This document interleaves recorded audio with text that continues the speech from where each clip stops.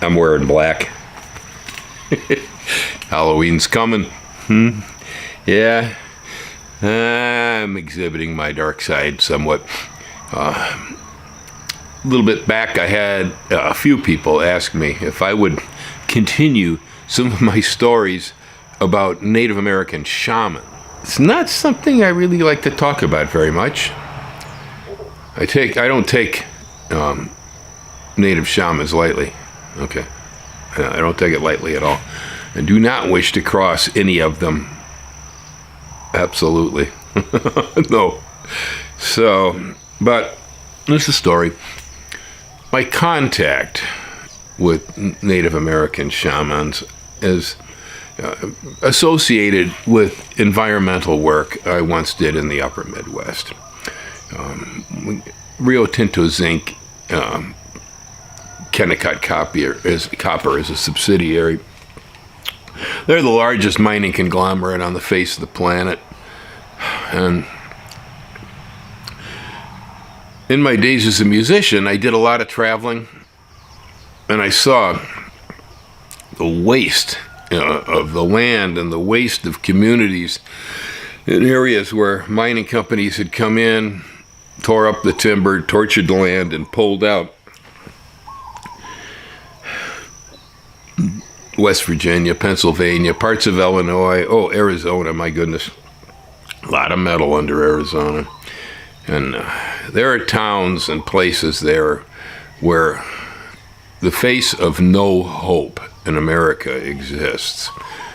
These places boom for a while, money flows through, liquor flows, money's running around, and wild women and whatever goes around a mining site, the whole 9 yards, and then the mine's empty, they pull up stakes, they split. And then the entire economy in these areas just collapses. By our older mining rolls, we have holes all over this country that ooze and exude nasty, nasty things, contaminated groundwater and so on. It's awful. Well, when I found out that there was a mining company, Kennecott, wanted to move in on the river I lived on in Wisconsin, I was dreadfully opposed to the idea. Now, as usual, I can't agree with the way you think, Bill. Obviously, there were a lot of people in the area that says, "Oh, mining, money, money." And the area wasn't particularly rich, But man, that's a dupe's game, because they don't leave you in real good shape when they pull out. And so, people who had never had the experience didn't have any understanding of where I was coming from at all. But I do my own thing anyway. It doesn't matter how people feel about it.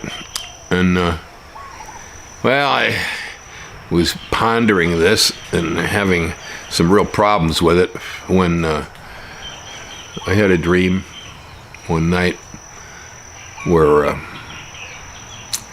I saw all the places in a composite that I'd been to.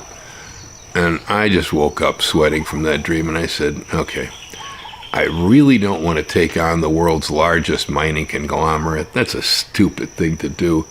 But I can't live with myself if I just let it happen. I don't want to see that here. So I stood up, and there was a gentleman there, and Lady Smith, Roscoe Churchill. Anybody listening to this might know him. He's passed away now, I'm sure. But he was leading a whole thing against the mining. Okay, he was leading this. And he had already had an organization started. Well, I joined in with him and went to some gatherings at his place, which was actually my first encounter with Native American shamans. People had gathered in different circles on his farm, and they were discussing various aspects of the issues. I just stood in a circle with my son, where we had a shaman in the middle who was conducting a ceremony, basically placing a blessing, I guess. Anyway, we're all standing around, and Well, it's typical in Native American ceremonies that tobacco is offered to the spirit world. Spirits like to smoke. And tobacco, because it's an important, it was a very sacred thing to the Native Americans, is something that you don't really freely give away. So it's a sacrifice when you do this, okay? And so that is what you offer when you need help, when you're asking for things and whatever. It's a sacrament for them. Well, I'm standing there, and all of a sudden, from above me. That's all I could tell you. It came from above. In my head, I hear a voice that says, "Your son will be the one to bear the tobacco." Okay, that's strange. All of a sudden, a shaman in the middle of the circle turns to me and points to my son and says, "The boy will bear the tobacco." Okay, very good. And so my son takes his bag of tobacco and walks around the entire circle, giving everybody a pinch of it that we were supposed to toss, And that was first contact. That's the first time that I ever got involved with anything where it was very mysterious what occurred. I mean, literally, I heard a voice inside my head, and I guess it was no illusion because the voice was right. Yeah, so I get deeper involved. Yeah, I started to go in head first on this thing. And, they started to have hearings over the environmental impact statement. Lots of people attended. I attended and apparently gave a rather powerful presentation. I received a standing ovation in the hearings for what I had to say, but I was in the midst of the choir. Most people there were there because they didn't want this mine, so it was pretty easy to do. Well, time moves on. The tribes become involved, particularly the Anishinaabe, La Coudere, Ojibwa is the way we pronounce it. They not only didn't want to see the mining in the area, but the Ojibwa had ceded treaties with the U.S. government that went back to Lincoln's day. The Anishinaabe never had a war with the U.S. government. There was never any killing involved. It was a peaceful declaration of what will be and what won't be, what lands, what rights, and so forth, signed during Lincoln's time while we were in the Civil War. Lincoln had no interest in starting an Indian war, Native American war, during the middle of the Civil War. And so he signed off some rights to the tribes, said, here, this is your ceded territory, here's your reservations and land. And they had rights to gather foods, wild foods, fish in particular in this case, that were actually well beyond the types of rights that most white people will have with a fishing license. They basically allowed to do whatever they'd been doing with the fish prior to the United States being set up. That gave them actually far more power over the nature of the water than we had with protection from the EPA.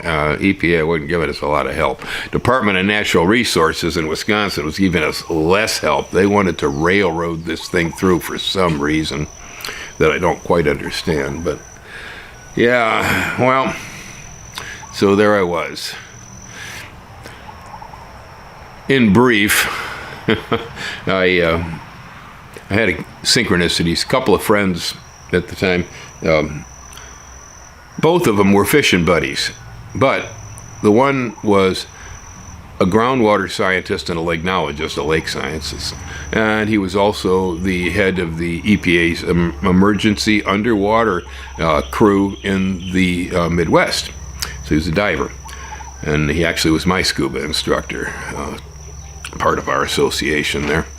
And then there was Ulf. He was a soil conservationist for the federal government, a geologist by trade and the study of soils. Well, we were issued an environmental impact statement there's a huge box.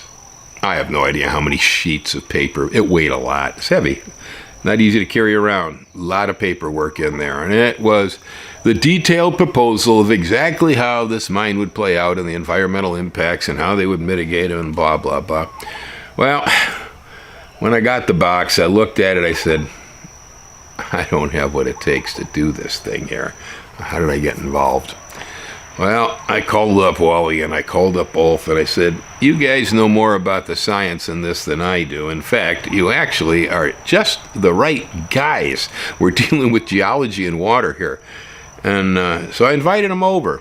And so we cracked bottles of beer and sat down with the local dog catcher too for help and started pulling sheets of paper out of the boxes.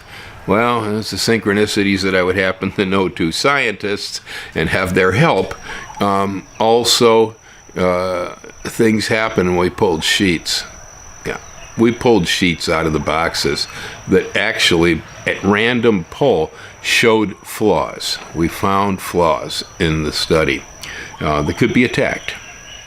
And so the guys pumped me with all the information. I had it, and when we got into the hearings, of course, I used it to take their highly paid technical experts and gradually work them towards a hole with a shovel that they dug, and then at the last moment I'd shove them in on their own argument because we'd already figured out what was wrong with it. And that, of course, created enormous stirs in the hearings, people scrambling, what page, Mr. Merrill? Well, yeah, I'm kind of a prankster.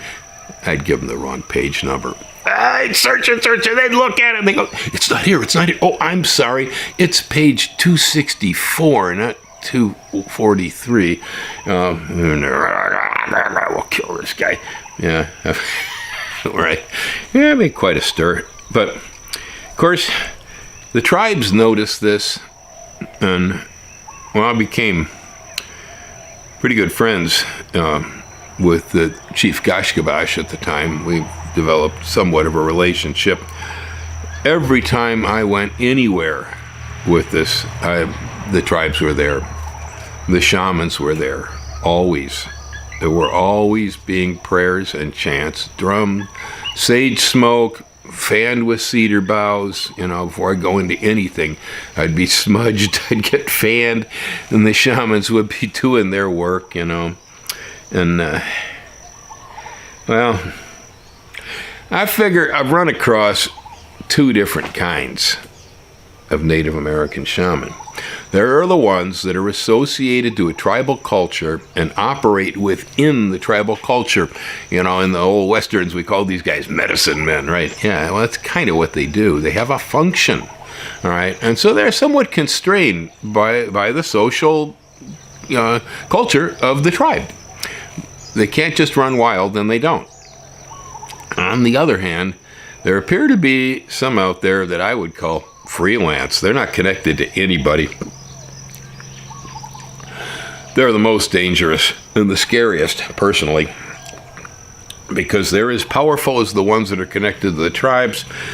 But within the tribe setting, it's like, what do you have? You have ethics, okay, to deal with. There are ways of being and ways of not being. Well, the guys on the loose don't have this. Yeah, it's no constraint. It's just their own personal,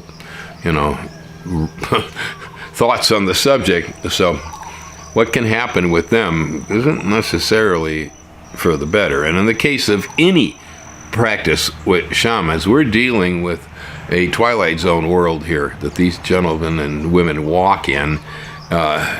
Things that happen while you're associated with them are essentially impossible by material and physical reality. They have power over the nature of physical reality. It's real.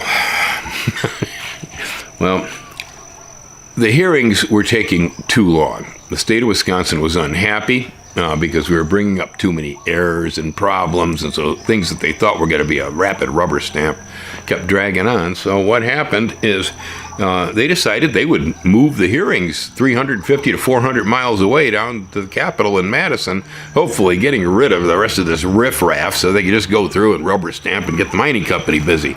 Well, it didn't happen that way for them either. People saw my value in this, and there were others, and so they actually put up my paycheck and sent me south, and so I went down to the Capitol and continued. Well, while I was there in the Capitol during these hearings, I was already aware of one woman who was kind of a freelance shaman. It was a bit scary, and she was there. I knew who she was and roughly what she did.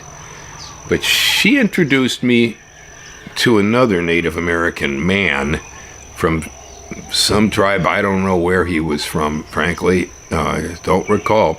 But he was one of these independents. He was not associated to the Anishinaabe that were actually in the hearings.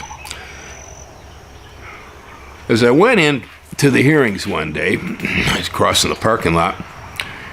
The two of them approached me. She introduced this male shaman to me. We shook hands. And all he really told me was that they were here for support and they would be outside praying for me. So, okay, you guys do what you do, It's up to you. I didn't give him much mind, really. I really didn't think much about it at the time. But as we're in the hearings, I'm sitting directly next to the mining company's head lawyer. And straight ahead of me, of course, is the hearing examiner who's in charge for the state of Wisconsin, along with the Wisconsin Department of Natural Resources heads and all that stuff sitting at the benches up front. Well, things have been going along. I had been warned at least once that if I didn't watch how far I pushed something, that they were going to toss me out of the hearings. And so, I had learned to run the ragged edge of being a complete pain in the government's butt, but yet still being legal within my freedom of speech and my rights. You can't get anything done, I don't think, in this country without being a pain. I really believe that. It's just not possible. People don't like change. Well, I'm sitting there, and it's been a fairly successful day. I start to hear drums, native drums, boom, boom, boom, boom, like a little bit faster than a heartbeat. And I look around and no drums around here. I don't know, somebody out in the hall, but I'm hearing this. Well, all of a sudden in my mind's eye, I start to see smoke passing through my mind's eye, gray smoke, clouds and clouds of it. And the drums grow louder.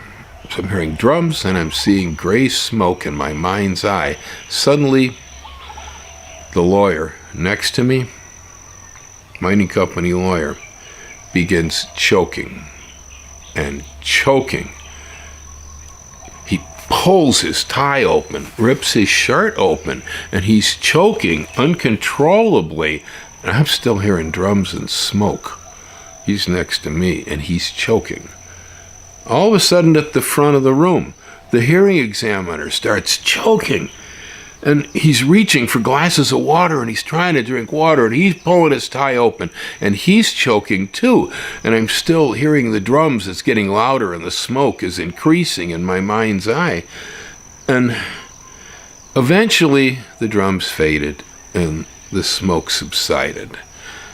But in the process, the hearings had been so disrupted that we had to call a recess. Called a recess. But before people even evacuated the room, the mining company's lawyer phone rang, and he was informed he had to go to the hospital. His daughter was in emergency. I'm going to guess she was choking on smoke, but I don't really know that answer.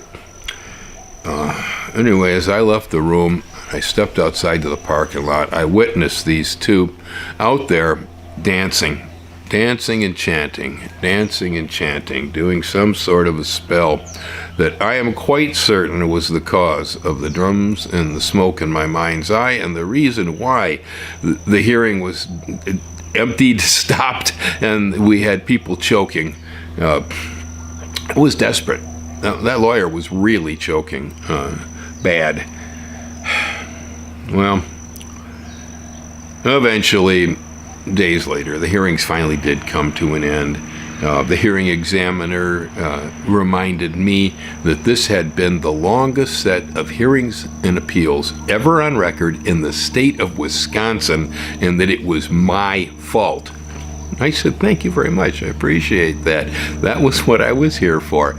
And we failed, and they got their mind. That's the way it goes, man. But what we did not stop them. They were intent. But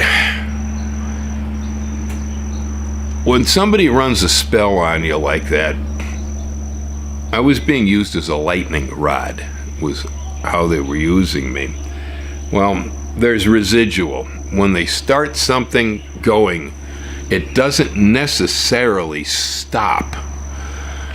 And so, well, the lady shaman that I knew to a certain extent, I was supposed to travel back home with the engineer from the radio station that was broadcasting all this to go back to northern Wisconsin. Well, she grabbed me and she told me, you have to come with us. And I said, yeah, why? She says, well, you'll see. I said, all right, you're going to take me home eventually? Yeah, we'll get you there. I said, fine. So I left with him. Stayed at her house for a while. And I woke up in the morning and I walked out to the front yard. It was a beautiful morning.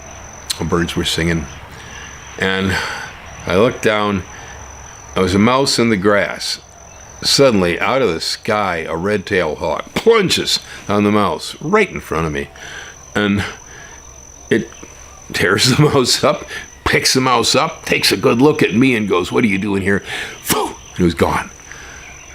But a feather came down like a helicopter, point first, and planted itself between my toes in the lawn, standing straight up. I said, well, now that's kind of interesting. I've never seen a hawk at close range attack a mouse, and I have never seen one leave me a feather at my toes. So I picked the thing up, and looking at it, and over breakfast I told the story. Well, the shaman got worried, panicked. There was a consternation in her face. I don't know what the heck the problem was, but she said, let me see the feather. So, okay, yeah, I ain't your feather lady, but whatever. So I showed it to her. She hung on to it for a while. I'm not sure what she was doing, but eventually she decided it's okay. She handed it back to me, and I still have it. I don't know what that was about, but it was a rather odd occurrence after I'd seen smoke choking in drums probably a previous day to have a hawk feather land at my toes. Well, whatever they did, it was like I could feel this thing going around and around and around inside of me, and I couldn't stop it. And it was almost as if every half wished for thing, everything. I wasn't a monk, I was a younger man. I had a whole bunch of things where I'd say, oh, I love you. Oh, God, I hate you. We get conflicts. Everything in conflict started exploding. All the conflicts in my life started coming apart. Yeah. In fact, I lost almost everything except my life before it was over. It was extraordinary. Everything unwound. Yeah, I lost farm, lost marriage, lost everything. And it was immediate reaction, too. But later on, people in Duluth, Minnesota had heard about the kind of success that we'd had because the radio station transmitted all of this, and it covered upper Minnesota, upper Michigan, and upper Wisconsin. And so we got kind of locally famous. So folks in Duluth had trouble with a chemical company discharging chemicals into the bay in Duluth. They couldn't catch them at it. They couldn't do much about it. They saw our success, so they invited us to a hearing, to a meeting. Citizens group that I was with. Well, I showed up in Duluth early in the morning. It was on Spirit Mountain was the name of the place. It's a ski hill over Duluth. Overlooks Lake Superior and the shoreline. But that morning, it was socked in tight with fog. Couldn't see a thing outside the windows, nothing. Well, when I showed up, I had all these folks from Duluth, and then we had some of the people from our citizens group and a few others who were involved in this. Plus, there was a shaman. I don't know what his association was. I'd never met him before. But he was there with an eagle feather. So I guess he was there to help conduct some sanity and energy on this whole thing. And, well, point being is that the eagle feather had a blessing on it, and the feather was passed to each speaker as you went around the table.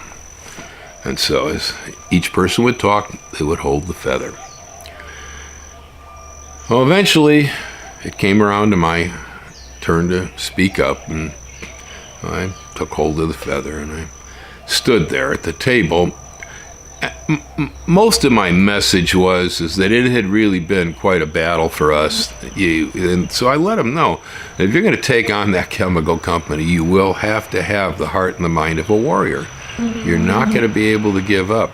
You're going to have to take it on tooth and nail, and it could be painful at times. And it was clear to me that they didn't see a path as to how this was going to happen. And so I encouraged them that eventually, something will rise up and an opportunity will present itself where you'll be able to address the situation. I pointed to the fog that had shrouded the building. Outside you could see it. The building was mostly picture windows. That, like that fog outside right now, you're kind of in the dark. You can't see your way. But soon enough, that fog will lift. It's going to break. The sunlight of truth is going to come in on you. And just like where we're standing, you'll be able to see from here all the way to Canada, up the shore. I used it as an analogy. Well, holding the feather, as I said the words, the fog that had been there all morning broke, and it broke all the way up the shoreline as far as you could possibly see up the Minnesota shore towards Canada. I mean, it was instantaneous on the words, as if somebody pulled the curtain, went from dense fog to complete clear air. I was very stunned that such a thing could have possibly occurred on my words at the time.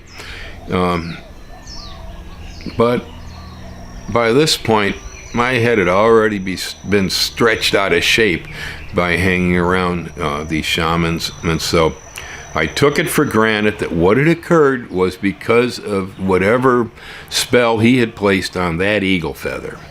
Now, it was about 12 other people held that feather that day, and I didn't see anybody else create the breaking of a fog bank. Okay. Everybody in the room seemed to notice it too, but not a word was said. Nobody said anything about what just happened. When I went outside and sat down on a wall to relax, the shaman who had given me the feather walked right up and sat down next to me, introduced himself. I gave him my name. We sat there side by side for about 20 minutes. I was thinking there might have been something to say here about all this, but then realized anything to say about it was already known. We both knew what happened. I could tell by looking in his eyes that he knew what happened. So he said nothing. He just sat there. Why he came up, I'm not really sure. Yeah, I'm not really sure. I suspect it was because of what happened with the feather and the fog. I don't know. Anyway, so we packed everything in the car, took off, and drove several hundred miles back to where we came from.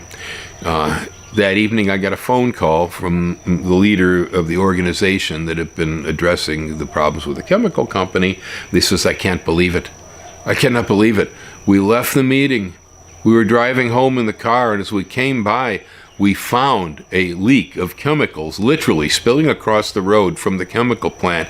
We were able to document it, photograph it, and so on and so forth. Essentially, just as I had said, you can't see the way now, but it will come clear. It came clear real quick. Whether that had anything to do with that shaman, I don't know. It's hard to tell with this stuff, but it's like walking in the Twilight Zone. It really is, folks. It's a scary place, and I really don't want to be there again if I could avoid it. I ended up in the situation just because of what I was doing. It's not a fun place to be. Don't ever crave it. Don't look for it, okay? If you need it, it will find you. Happy Halloween, folks. Guess it's just a lazy day, huh, Gracie? Yeah. The way there, huh?